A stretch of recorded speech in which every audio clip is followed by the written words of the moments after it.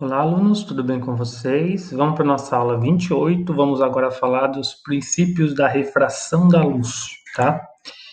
Bom, é bem interessante esse tema de refração, porque aqui envolve algumas lendas bem interessantes, como a lenda do navio fantasma, né? Assim como as miragens, são ilusões de óptica bem interessantes, e essa lenda, a explicação dela, ela envolve justamente o fenômeno de refração, tá? Então, ao longo dessa aula de hoje, a gente vai ver como que se formam as miragens, né? E por que que surgiu essa lenda do navio fantasma. E aí é bem interessante que junto com a lenda do navio fantasma também surgiu essa lenda do holandês voador, tá? E então sempre que vocês ouvirem falar disso, dessa lenda, lembre-se que é uma ilusão de ótica, né? Que basicamente envolve refração, tá? Bom, mas o que é refração? A refração, né? A gente já viu um pouquinho. Então, quando a luz incide numa interface, né? Então ela pode ser refletida quando ela volta para o mesmo meio onde ela incidiu. Mas ela também pode atravessar o meio, né? Então agora tem então a refração, que é isso que a gente vai estudar. O que que acontece quando a luz então ela atravessa um meio, né? Um meio diferente. Então a reflexão e a refração elas ocorrem conjuntamente, né? Uma mais ou menos dependendo do ângulo, né? Mas as duas acontecem conjuntamente. E aí eu posso ter então refração desde uma incidência normal, né? Quando eu tenho uma incidência aqui de 90 graus, ou quando eu tenho uma incidência oblíqua, mas você repara que é, o ângulo aqui de refração, então ele vai depender também do ângulo de incidência, tá? E aí isso daqui produz efeitos bem interessantes. Por exemplo, se você tem uma moeda no centro de um copo, se você olhar bem na diagonal do copo, você não consegue enxergar a moeda, mas se você encher isso de água, vai chegar um momento que você vai conseguir ver a moeda. Na verdade, a moeda continua no fundo do copo, né? Mas o que você está vendo são os raios refratados que te permitem ver o fundo do copo. Então a gente vai ver então como que isso acontece, tá certo? O fenômeno de refração é muito importante, acontece a todo momento em nosso cotidiano, tá? E aí um item bem importante é o quesito de refringência. Essa palavra, ela se relaciona com o meio, tá? Então, por quê?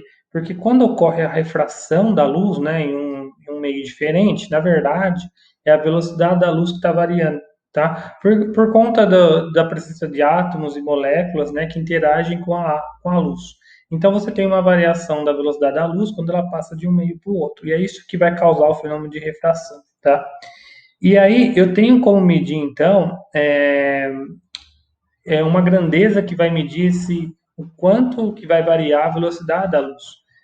Então, para meios transparentes e homogêneos, que é o caso mais simples que a gente vai trabalhar aqui, né? Outros meios, sistemas ópticos, a gente não vai trabalhar muito, mas para esses meios simples, a gente define então o índice de refração absoluto, que ele vai ser então representado por n, né? Então ele vai ser uma razão de velocidades. Ele vai ser a velocidade da luz no vácuo, c, tá? Que é uma velocidade absoluta, né? Em torno aí de 3 vezes 10 a 8 metros por segundo, dividido pela velocidade da luz no meio, tá?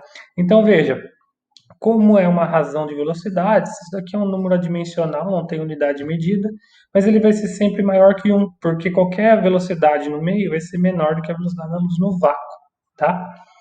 Então, esse quesito de refringência, ele vai estar diretamente relacionado com o valor do índice de refração.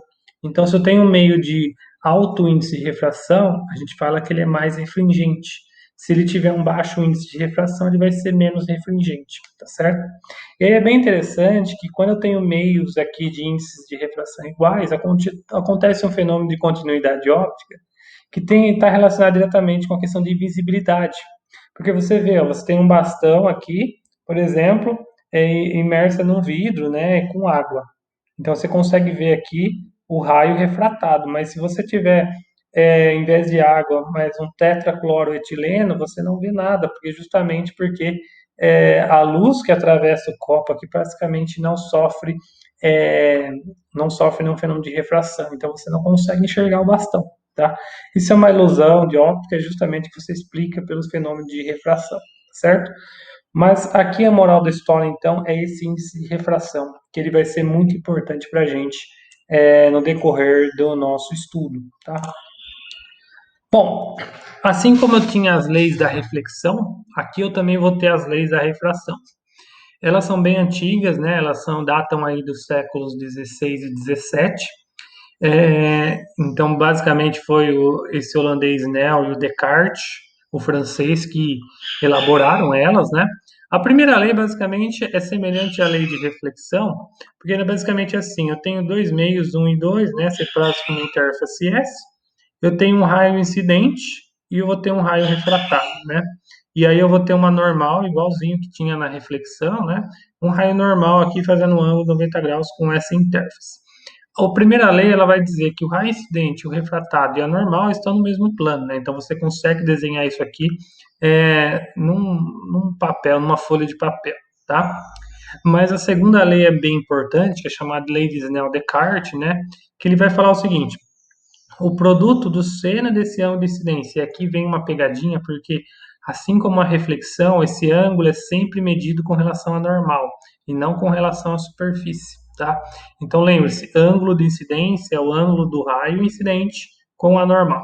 Então esse ângulo incidente, o produto do seno do ângulo incidente vezes o índice de refração desse meio 1, aqui eu vou colocar o índice I justamente para indicar a incidência, né?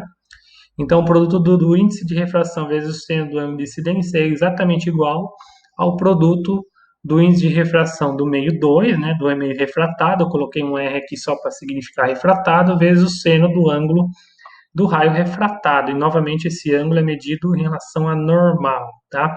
Então, tomem cuidado aqui, vejam que os ângulos de incidência e refratado, eles são medidos em relação à normal, é exatamente igual que a gente fazia lá em reflexão, não é o ângulo em relação à superfície, tá? Porque muitos exercícios eles colocam esse ângulo aqui, se você jogar na lei de Snell, você está fazendo errado, tá? Então você tem que calcular esse ângulo aqui em relação à normal. Lembre-se disso, tá? E aí acontece alguma coisa bem interessante, né? Desse meio 1 e 2. Se o meio 1 ele for mais refringente, né? Se o N do meio 1, né, ele for maior que o meio 2, imagine que eu tenho um vidro e o ar embaixo. Então, o raio de luz ele está chegando, ele está se propagando no vidro e vai sair pelo ar. Quando você tem, então, um meio mais refringente para um meio menos refringente, a gente fala que esse raio aqui refratado ele vai se afastar da normal, tá? Então, novamente, vidro e ar, o raio se afasta da normal. Se fosse ao contrário, né, um meio menos refringente com um meio mais refringente, né, imagine o ar em cima e o vidro embaixo. Então, ele se propaga no ar e está sendo refratado no vidro. Então, nesse caso, o raio refratado ele vai se aproximar da normal, porque o ângulo ele vai ficando menor. No caso inverso, né, vidro e ar, então ele vai se afastar da normal, tá?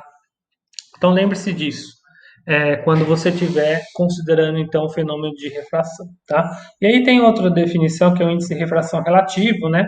Porque muitas vezes a gente quer, em muitos sistemas ópticos, a gente quer determinar índice de refração, mas a gente não sabe um índice de refração de um meio, né? Então a gente calcula só um índice de refração relativo.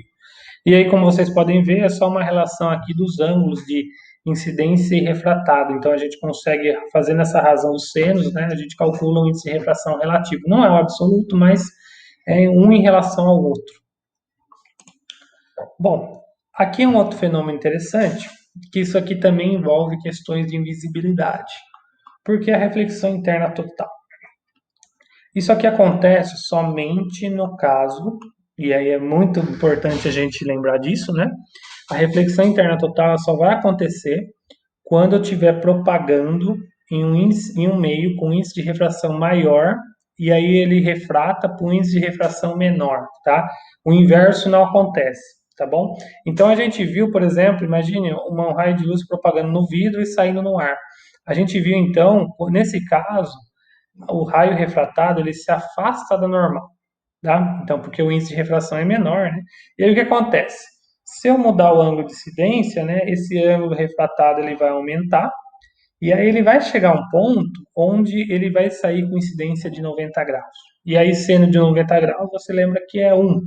Se você jogar na lei de Snell-Descartes, né, você vai encontrar então que esse ângulo crítico aqui para que ocorra essa incidência, esse raio refratado com ângulo de 90 graus, o seno do ângulo crítico, ele é o índice de refração do meio refratado, geralmente é o ar, dividido pelo índice de refração do meio de incidência, que pode ser o vidro ou qualquer outro material, tá? Porque isso daqui, né, basicamente a lei de Snell-Descartes com o seno do ângulo para um ângulo de refração, né, de 90 graus, tá certo? E aí o que acontece, então?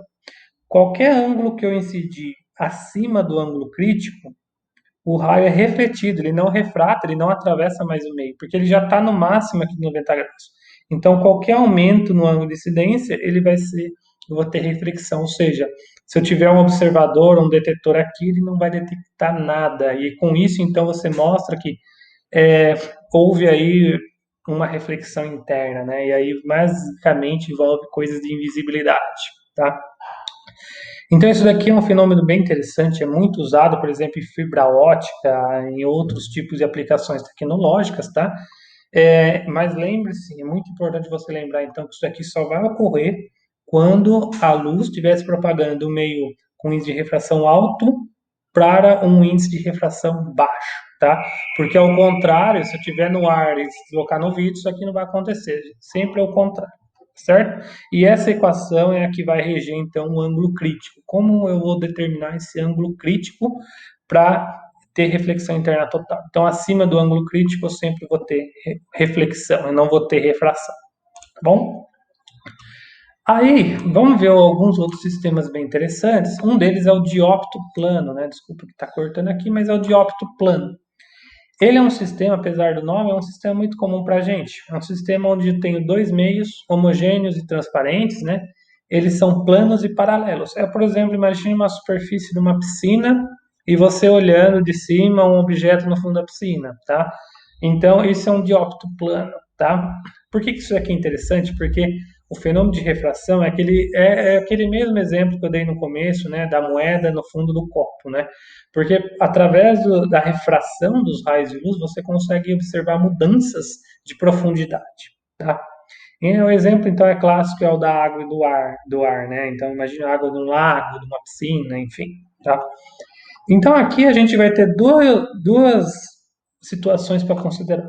Então, a primeira é do objeto real na água, ou seja, você está fora da água, né? Você está no ar, e você está vendo, sei lá, um peixinho, uma bola no fundo da piscina, por exemplo. Então, a bolinha, né, o ponto P, ele está numa profundidade X, tá? Mas você vai olhar, né, numa profundidade X', uma profundidade aparente, tá? Então, nesse caso, vamos primeiro tratar esse caso. Nesse caso, quando você está no ar e está observando o objeto na água, você vai ver o objeto numa profundidade menor do que ele realmente está, tá? Então, a relação aqui é a mesma, mas aqui é muito importante você considerar, então, o que está acontecendo, né?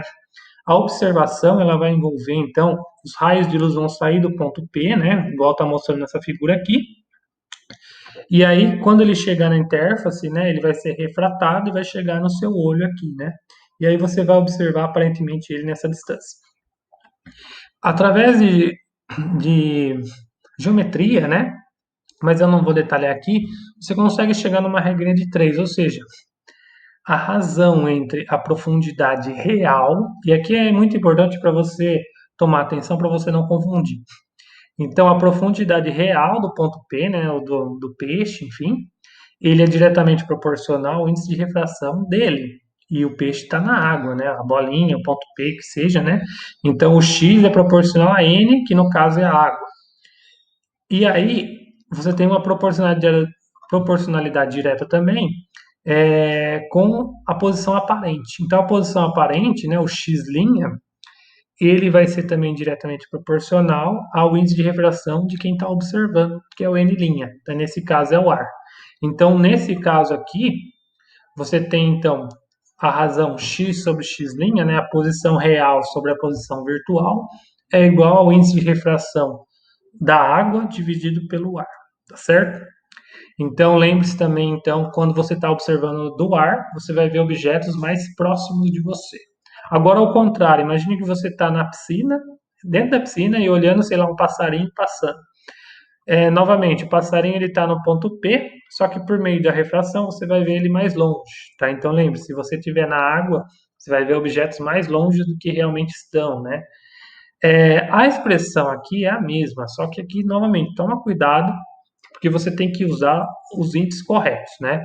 Então, o N, os índices sem linha em cima, eles são do objeto real. Então, o objeto está numa distância x, só que ele está no ar. Então, a distância x vai ser proporcional ao índice de refração do objeto. Então, vai ser o ar.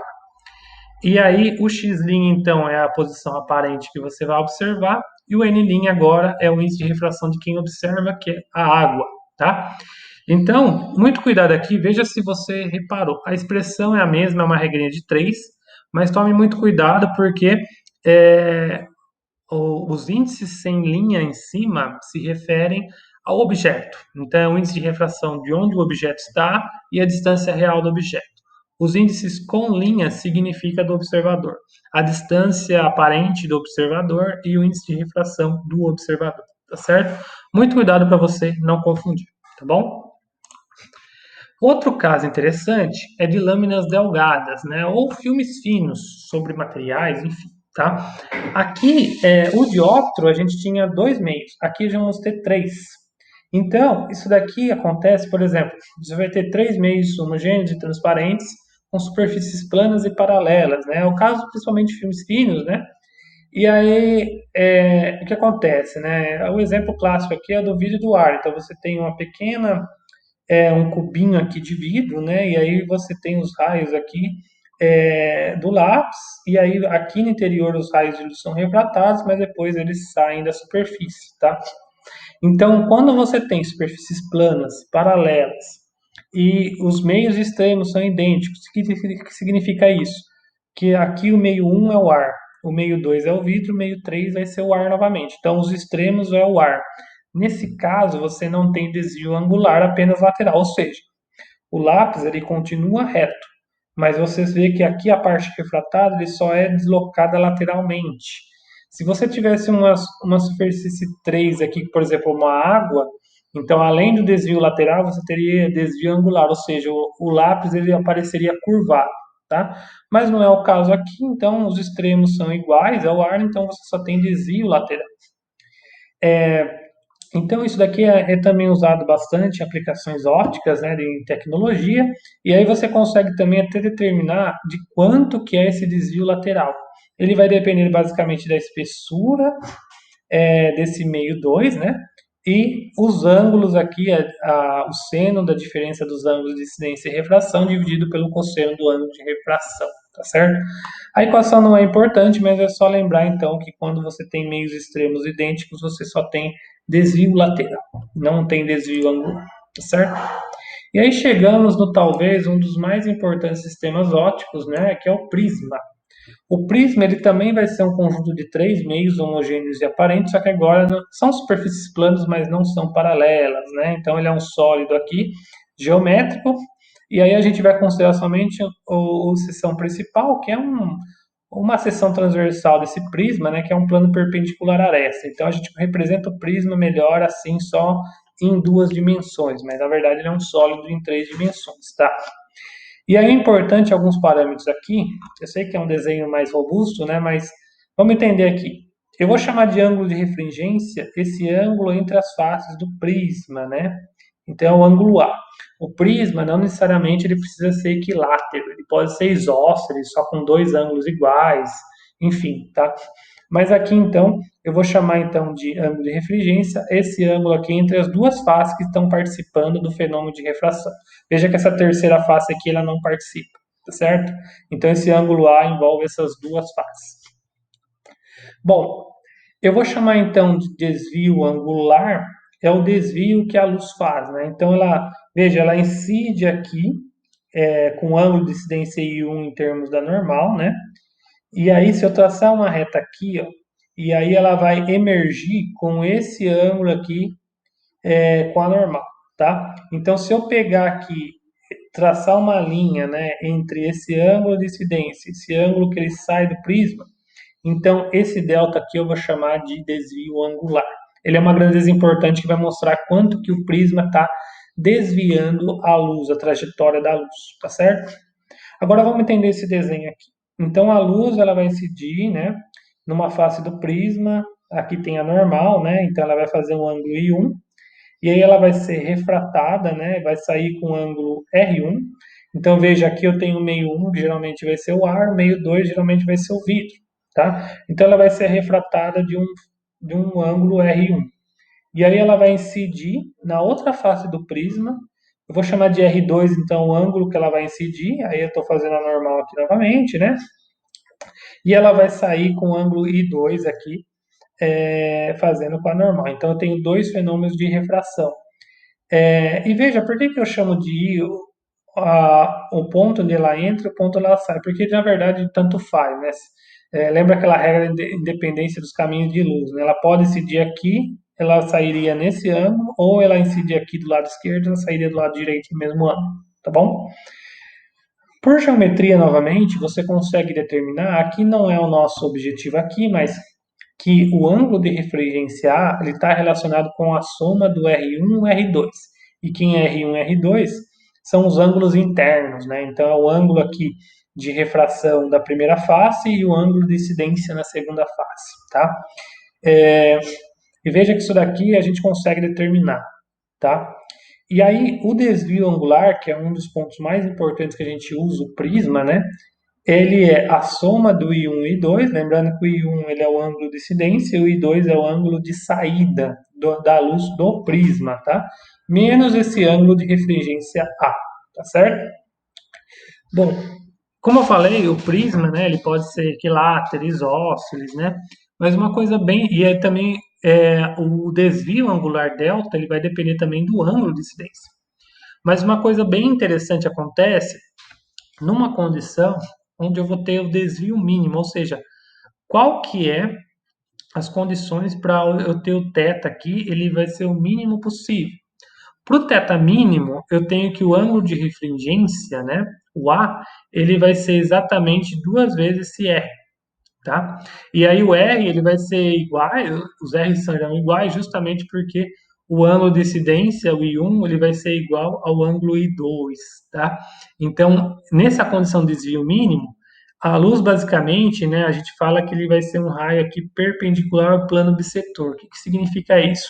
Se eu traçar uma linha reta aqui, ó, pegando bem o meio dessa aresta, né, pegar uma linha reta e traçar bem a bissetriz, esse raio de luz que vai atravessar o prisma, ele vai ser exatamente perpendicular, ele vai ser uma linha reta perpendicular a esse plano bissetriz. Essa é a condição que vai dar o desvio mínimo do prisma, tá? Então, nessa condição, o ângulo de refringência é duas vezes o R, os R serão iguais, né? Então, vai ser o ângulo de refração, o ângulo aqui de imersão interna na segunda face do prisma, e o desvio angular, que agora eu não vou chamar de θ, mas eu vou chamar de sigma, o desvio angular ele vai ser exatamente duas vezes o ângulo I de incidência, que é o mesmo, né? Menos esse ângulo de refringência, tá certo? Então, é uma condição muito especial que geralmente você procura quando você quer trabalhar com prismas, tá certo? Porque aqui você consegue controlar melhor para qualquer ângulo de incidência, né? Você consegue controlar melhor a direção do raio de luz. Bom, algumas aplicações é o prisma de reflexão interna, tá? Por que acontece, né? Aqui vai acontecer aquele fenômeno de reflexão interna total, né? Porque aquele mesmo caso que eu falei, né?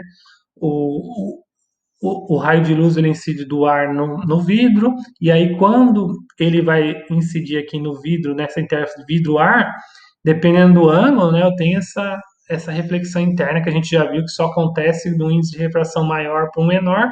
Então, nessa face aqui do vidro para o ar, você pode ter reflexão interna, né? E por que isso daqui é importante? Porque isso daqui é muito usado até hoje em instrumentos ópticos. Por que acontece? Principalmente é o caso do telescópio, né? Os telescópios mais antigos usavam espelhos. E aí você perdia um pouco da intensidade luminosa e um pouco da coerência dos raios de luz, ou seja, eles não saíam exatamente paralelos. E aí você tinha uma imagem não muito intensa e também não muito focada, né? Então você tinha lá uma imagem mais opaca. Isso atrapalhava a observação, principalmente do céu, né? Onde você tinha objetos luminosos com baixa luminosidade. Depois eles começaram a fazer os telescópios refratores, que utilizavam esses espelhos, esses prismas, tá? Não é espelho, desculpa, mas são prismas, porque essa vantagem da refração, você não perde muito a intensidade da luz, e também os raios eles continuam com sua coerência, né? São paralelos. Então você ganhava aqui de visibilidade um ganho muito apreciável. Então até hoje você usa isso daqui em instrumentos ópticos muito comumente, tá? Então, os prismas, você tem dois tipos, né? Eles foram feitos aqui no século XIX, né? Você tem o prisma de Amici, esse italiano, né? Que basicamente envolve uma reflexão interna total. Os dois envolvem triângulos retângulos, né? Mas muda a posição. Então, esse triângulo aqui, você tem uma reflexão interna total, é o prisma de Amici. Mas você tem o prisma de Porro, desse italiano Ignacio Porro, né? Que envolve duas reflexões internas totais. Então, veja que aqui você tem uma reflexão de 90 graus, mas aqui você tem uma reflexão de 180 graus. Então imagine, se você quiser colocar o seu detetor aqui em 90 graus, você usa um prisma de Amici. Mas se você quiser colocar o seu detetor na mesma trajetória da fonte, né, então você usa um prisma de Porro, tá certo? Bom, aqui temos um outro efeito bem interessante, que é a dispersão luminosa. Isso daqui, desde a época de Newton, ele já estudava isso, além do Princípio, né, que ele escreveu sobre mecânica, ele também fez uma obra chamada Óptica, que ele tratou disso daqui. Isso daqui também ele desenvolveu na época de pandemia, né, na época da peste bubônica, né, da peste negra. Então ele ficou enclausurado na fazenda dos seus tios, e aí com isso ele não tinha o que fazer, ele fez experimentos. E aí um desses experimentos justamente ele envolveu a entrada de um raio de luz, né, no seu quarto, e aí ele dispersava a luz usando um prisma, tá? E ele percebeu essa dispersão luminosa, porque que acontece? A gente viu nas aulas anteriores, né, que a luz branca ela é composta por todas as cores do espectro eletromagnético, né? Aquelas cores da luz visível. Só que acontece, esse índice de refração, agora complicando um pouquinho mais, né? Ele vai depender também do tipo de luz, da cor. Mais para frente a gente vai relacionar isso com, a, com o comprimento de onda, né? Mas na verdade, então, o N ele vai depender da cor da luz. Então, ou seja, se você incidir uma luz branca, né, no prisma, a luz ela é decomposta. Por quê? Porque cada cor ela vai ser refratada, ela vai emergir do prisma num ângulo diferente. Então você tem o vermelho, todo o espectro aqui da luz visível sendo decomposto pelo prisma. Isso Newton já percebeu. Porque que acontece? A luz vermelha ela vai se propagar com maior velocidade no vidro, enquanto a luz violeta vai se propagar com menor velocidade. E é isso que vai dar a mudança, então, no índice de refração. Isso daqui é usado também em algumas aplicações tecnológicas, né, que é um dos exemplos da espectroscopia óptica, que você usa ela para você relacionar é, com a composição química, porque geralmente quando você aquece um elemento químico, né, tem lá as transições eletrônicas, ele vai emitir radiação, né, a luz, em um determinado comprimento de onda, ou seja, uma determinada cor. E aí, dessa dispersão, você consegue então separar as cores e você consegue então determinar qual é o elemento. Isso é usado para materiais, para você determinar é, elementos, né, de partes por milhão em líquidos, diluídos e tudo mais, ou também para você determinar a composição química de estrelas muito distantes da gente, né? Então você coleta ali a radiação, a luz daquela estrela e você consegue fazer uma espectroscopia óptica, tá? Mas não só de vantagens, isso aí também traz problemas, porque quando você está trabalhando com sistemas ópticos, essa propriedade ela também causa um problema na visualização de objetos, principalmente objetos muito pequenos, né? Que é uma coisa chamada de aberração cromática. Então você vê o objeto nítido, mas você vê ainda alguns borrões coloridos produzidos na imagem, justamente por conta dessa dispersão luminosa, certo? Bom, mas não somente esse efeito acontece, você tem também fenômenos de refração da atmosfera. Por que que acontece? A atmosfera terrestre, né? Você tem mudança de temperatura e também mudanças de composição e densidade dos gases em termos da altitude. Então, isso ocasiona uma mudança também do índice de refração no ar. E aí, como resultado, você tem alguns efeitos bem interessantes. Um dos efeitos é a paralaxe. A paralaxe ela acontece o seguinte: imagine que você tem uma estrela, né, muitos anos-luz de distância da gente, ela está localizada no ponto P. Então a luz dela ela viaja, né? Quando ela chega na atmosfera terrestre, ela é refratada e aí vai chegar até os seus olhos. Mas como a luz é refratada, você vai observar como se ela estivesse nesse ponto P'. Isso daqui não é aparente, né? Porque na verdade a estrela está nesse ponto P. Esse deslocamento da imagem pela atmosfera, então, é chamado de paralaxe, tá certo? Isso é uma coisa que a astronomia moderna, né, ela tem tentado de muitas formas corrigir isso, utilizando então satélites, né? Então não basta você usar instrumentos astronômicos na Terra, porque sempre você vai ter essa paralaxe. Então a ideia de você colocar, por exemplo, um telescópio em órbita é que você então não vai ter esse efeito da atmosfera. Então você não vai ter a paralaxe, tá certo? Outro efeito é as miragens, né? Então, aquela miragem de oásis no deserto, né? Como se tivesse algum lago, alguma coisa no deserto, acontece também por meio de refração. Porque acontece, como no deserto, né? A atmosfera, o ar que está mais próximo do chão, ele está numa temperatura maior. Com isso, então você tem a mudança de densidade da atmosfera, então o índice de refração dessa camada mais próxima da atmosfera, ela é diferente da camada mais superior. Então, o raio de luz, né, ele chega, então ele consegue ele ser refratado por essa camada de atmosfera mais próxima, mais quente, e chega aos seus olhos. Então, o azul que você está enxergando lá no horizonte, na verdade, é como se fosse uma imagem aparente do azul do céu.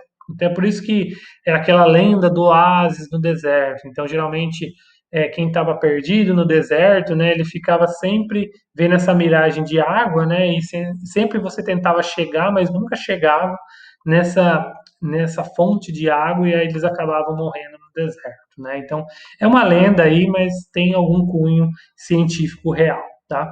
E o outro efeito é o arco-íris. O arco-íris, ele surge, né, sempre após um período de chuva, porque a atmosfera ela vai estar envolta aí de gotículas de água, então a luz solar ela vai ser refratada, né, pela gotícula de água e vai sofrer aquela dispersão cromática que aí você tem então a separação das cores do espectro visível, tá certo?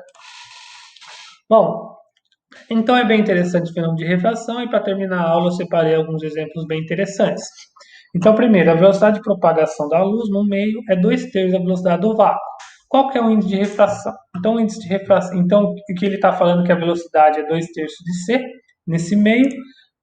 Para achar o índice de refração, então eu divido a velocidade da luz por essa velocidade no meio e eu acho então o valor de 1,5, tá? Não tem unidade de medida, lembre-se, né, que é um número adimensional maior que 1. E esse índice de refração indica que o meio é o vidro. O vidro geralmente ele tem em torno aí de 1,5 de índice de refração. Exemplo 2. Um raio luminoso, ao passar do meio A para o meio B, ele faz, né, uma separação de ângulos de 30 e 60 graus. Né? Então, o ângulo de incidência e refração é 30 e 60. Aí, note, aqui é muito cuidado para você usar a lei de Snell, né, para você determinar exatamente quais são os meios. Ó. Então, veja, o meio B que ele está falando aqui é o ar, que o índice de refração do ar é 1, tá? E é aproximadamente igual a 1, né? Então, o vácuo a gente considera 1, o ar é até 4 ou 5 casas decimais depois da vírgula, é 0, então é aproximadamente igual a 1. Então, ele dá aqui a velocidade da luz no vácuo, né? Ele quer saber o índice de refração do meio A e a velocidade da luz nesse meio, tá? Então, é muito importante que você desenhe a situação. Então, você tem o meio A com índice de refração desconhecido, o meio B é o ar com índice de refração igual a 1, ângulo de incidência 30 graus, ângulo de refração 60. E aí você vai usar, então, a lei de Snell, né, que vai envolver senos. Então, o seno de 30 graus é meio, seno de... aqui é seno de 60 graus, né? É raiz de 3 sobre 2, não é 30, é 60. E aí você vai jogar isso na lei de Snell. Lembrando, então, que o ângulo de incidência, o índice de refração você não tem, mas você tem o seno de 30 graus. E o ângulo de refração é raiz de 3 sobre 2, que é 160 graus. E o meio de refração é o ar, tá? Fazendo as contas, você acha então um valor de igual a raiz de 3, tá? Para o índice de refração de incidência. E aí, para você achar a velocidade de propagação da luz nesse meio, você usa então a definição de índice de refração, você encontra que a velocidade é raiz de 3 vezes 10 a 8 metros por segundo. Tá certo? Que dá aproximadamente raiz de 3, 1,7. Outro exemplo, então um raio de luz monocromática, ela se propaga no meio de índice de refração igual a 2, e aí ela vai incidir numa interface com o ar. Então ela está indo de um meio mais refringente para um meio menos refringente. Aí eu quero saber o ângulo limite. Isso é um caso de reflexão interna total, né? O ângulo limite, ele vai ser então a razão do índice de refração do meio de refração, né, que é o ar, dividido pelo índice de refração do meio incidente, que esse n igual a 2, tá? Fazendo isso, então, você vai encontrar que o seno do ângulo crítico é meio, e aí o seno de meio, o único ângulo que dá esse valor é 30 graus, tá? Então, esse é o ângulo crítico. Então, para você ter uma reflexão interna total, você tem que ter uma incidência maior que 30 graus. Se for menor, você vai ter ainda a refração, além da reflexão. Mas se for maior que 30 graus, você vai ter somente reflexão. Aqui um outro exemplo, agora de dióptro plano, né? Então você tem o olho de uma pessoa, né, no ar, distante de 48 centímetros, e você tem um peixe na água distante de 16 centímetros, tá? Então eu tenho aqui o índice de refração do ar é igual a 1, da água é 4 terços. Eu quero saber a posição que a pessoa vai ver o peixe. Então nesse caso, ó, novamente, né, eu até redesenhei aqui, né?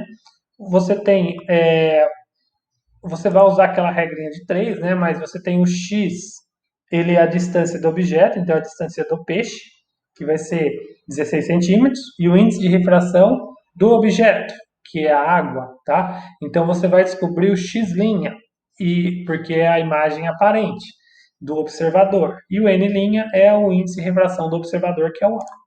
Fazendo as contas, você vai encontrar então que o x' vale 12 centímetros. Então veja, o peixe está a 16 centímetros de profundidade, mas o observador vê ele a 12, desculpa, tá? Então ele vê ele mais próximo do que ele realmente está. Agora, ao contrário, a posição que o peixe vai ver o observador. Então, novamente, eu vou usar a mesma expressão, só que agora o x é a distância do objeto, então vai ser 48, né? Que o observador está a 48 de distância, o n vai ser o índice de refração do objeto, que vai ser 1, que é o ar. Eu vou descobrir o x' e o n' vai ser do observador, que é o peixe, que vai ser 4 terços. Fazendo as contas, então você chega no valor de 64 centímetros. Então o observador está a 48, né, no ar, mas o peixe vê ele mais longe, tá certo? Esse é um exemplo clássico de óptico plano. Muito cuidado para você não confundir e inverter os valores, certo? Agora um caso aqui de prisma, né? Então eu tenho um prisma tal, ele tem um ângulo de refringência de 60 graus, né? Esse ângulo A aqui. Ele tem, então, um ângulo de incidência de 60 graus, então ele incide 60 graus, o índice de refração do prisma é raiz de 3 e do ar é 1. Eu quero saber o desvio angular, tá? Desse raio, né? Então eu quero saber o delta. Então, aqui vamos usar a lei de Snell em cada face do prisma para determinar. Então, primeiro ele vai incidir do ar no prisma, né? Então, eu tenho o N do ar, o seno do I1, que é esse ângulo aqui, né? Que ele já falou que é 60 graus. O N, que é o N do prisma, que é o N do vidro. E eu vou descobrir o R1. Então, aqui eu tenho 60 graus, né? Que é o ângulo de incidência. O 1, que é o índice de refração do ar. Raiz de 3, que é o índice de refração do vidro. Fazendo as contas, eu vou encontrar então que o seno do R1 é meio, então o R1 vai valer 30 graus, tá? E aí eu preciso descobrir o R2. O R2, eu vou usar então a relação do ângulo de refringência, que vai ser o R1 mais R2. Eu sei que o ângulo de refringência é 60 graus. O R1 vai ser 30 graus, então fazendo as contas eu descubro que o R2 vai ser 30 graus também. E aí eu vou aplicar então novamente a lei de Snell-Descartes para essa segunda face, só que agora o N vai ser do vidro, o R2 é 30 graus, o N do ar é 1, e eu vou descobrir o I2. Fazendo as contas, eu vou descobrir então que o I2 vai valer 60 graus, tá? Agora que eu tenho o I1 e I2, eu consigo descobrir o delta, que é o que ele quer, o desvio angular. Então vai ser o I1 mais I2 menos A. Então, o I1, ele falou que é 60 graus, o I2 é 60 graus, e o A é 60 graus. Então, como eu vou subtrair de 60 e somando 60, então o desvio angular é 60 graus, tá? Apesar desse caso ser bem parelho, né, é um caso aí de desvio angular mínimo, né? Se você notar aí que o R1 é igual ao R2, o I1 é igual ao I2, né? Mas a ideia é você usar então as leis de refração para você descobrir o desvio angular, tá certo? E aí eu tenho um outro caso aqui, né? Eu tenho um prisma óptico, né? Um triângulo retângulo isósceles. Eu quero saber qual que é o índice de refração do prisma que vai permitir então eu ter uma reflexão interna total. E aí qual que é a ideia? Para eu ter uma reflexão interna total, então o ângulo de incidência ele tem que ser maior que o ângulo crítico. Ou seja, né, o seno do ângulo de incidência tem que ser maior que o seno do ângulo crítico.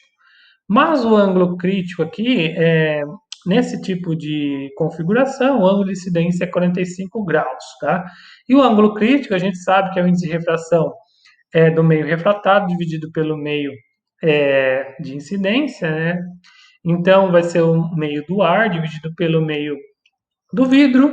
O meio do ar eu sei que é 1, o seno de 45 graus eu sei que é 1 sobre raiz de 2, então o índice de refração para permitir uma reflexão interna total com uma incidência de 45 graus tem que ser maior que raiz de 2, né, que é 1,4 aproximadamente. Então, um vidro, por exemplo, com índice de refração de 1,5 já vai permitir, então, uma reflexão interna total, tá certo? Pessoal, então é isso. Espero que tenham gostado dessa aula de refração. E na próxima aula a gente vai ver, então, a questão de lentes. Obrigado e até a próxima.